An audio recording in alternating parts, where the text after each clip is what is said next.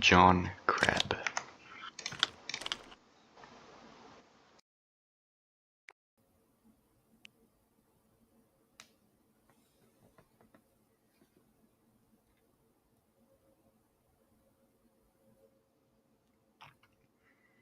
So, in order to make him the perfect being, we, as a god, must guide him among the path to sentience, which includes intelligence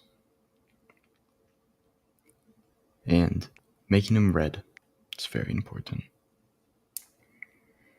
And then also editing his stats to make him beyond man, a perfect species, not by natural evolution, but by forced creation. A true test of God. But we're going to give some humans as rivals just so we truly have something to compare, and give the divine light to John Crab in order to make him the strongest of the crabs. Hopefully be able to guide him, his newly spawned brothers and sisters, to the path of sentience and of success of civilization. And to speed through time as they build their civilization and let us see what they develop, including a farm, housing, all the good stuff of a civilization. While the humans at this rate have outpaced the crabs and are beginning to become too successful, so their resources are going to have to get removed. All of them. Hopefully giving the crabs the ability to jump back on track and take that advantage. We come back with a population of 62, and we see John Crab, leader of the crabs, start to do geometry. This innovation will be a true gift to the rest of his nation, enable long prosperity among the crabs, and true intelligence as they continue to develop. Now they have passed 100, and now 700, as the years have gone by, still in the age of hope, with a prosperous civilization they have developed. But a rival one has sprouted from that. While it is only a few crabs, wouldn't it be unsurprising for them to develop into their own rivaling city that could possibly overthrow the kingdom of Bach. Now, Crabzilla, or I don't know, something like that, decided to travel across the world before getting distracted by the sight of humankind. And then John Crab, he decided to expand on that discovery of his brother and decided to travel the world with his advanced hopping technique. Soon enough he would. So, he tried to use the ship first, as that would be the smarter option, saving him probably a couple of years of his life.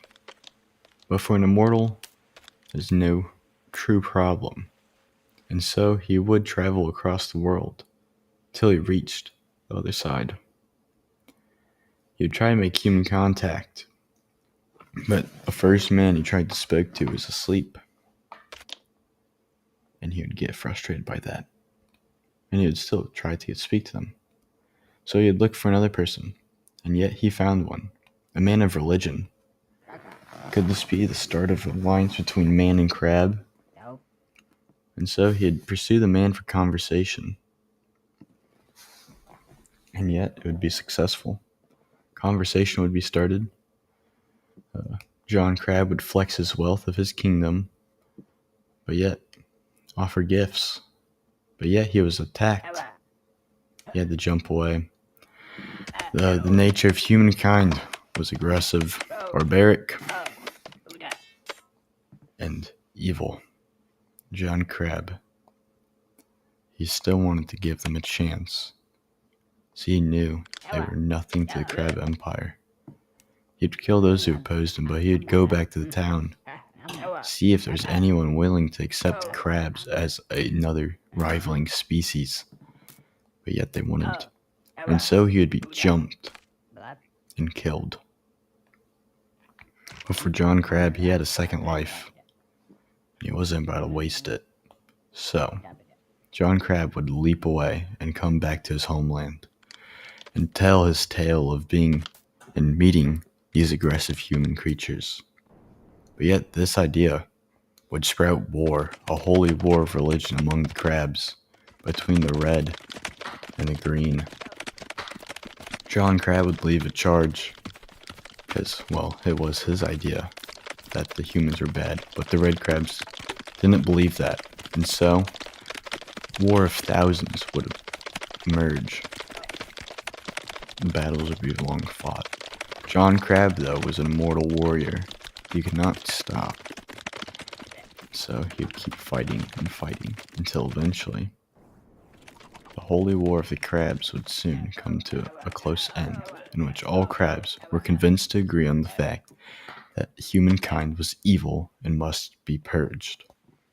And so they went on their crusade, traveling across the land bridge that had been recently discovered. And they would attack the first village, the village of the gem, and it would cause quick destruction with their advanced military strength and numbers that the humans could not match due to their smaller civilization scale. And so they would continue conquest. And then even more reinforcements would arrive with the arrival of John Crab from their ships. And humanity was soon to be purged. Wow. Fighting noises, yeah. Woohoo. And then he'd meet them across the bridge at the next village, the border, in which it'd be a tough battle, in which he would die, and with no more lives left, he was gone for good. With that came destruction and the brute incarnation of their god, Crabzilla. And so, Crabzilla would wreak destruction across the lands of humankind, torching them, making sure not a man, woman, or child was left unkilled and purged. It was a horrific sight for any human, but for crabs, it was glorious. Their god was real, and he came down to purge everything. No building was left. No creature or human could see the light of day. It was hopeless for mankind, but glorious for crabs. As this was direct intervention.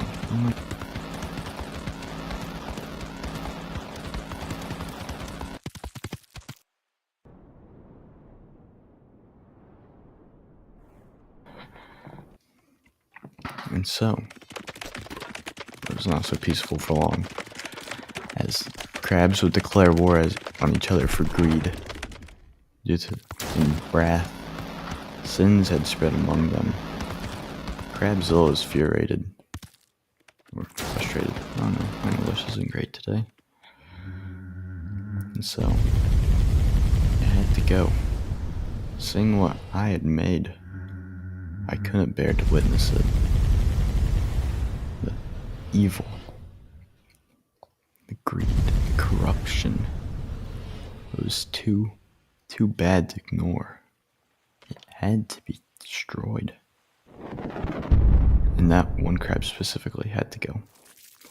So, a gray goo would be unleashed among the land, consuming everything and leaving a deep sea in its path.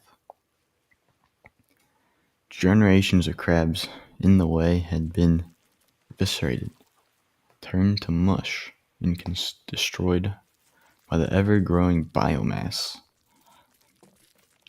It all happened in an instant. No defense was strong enough, no structure sound enough. And so, this was the end of crab civilization as they knew it.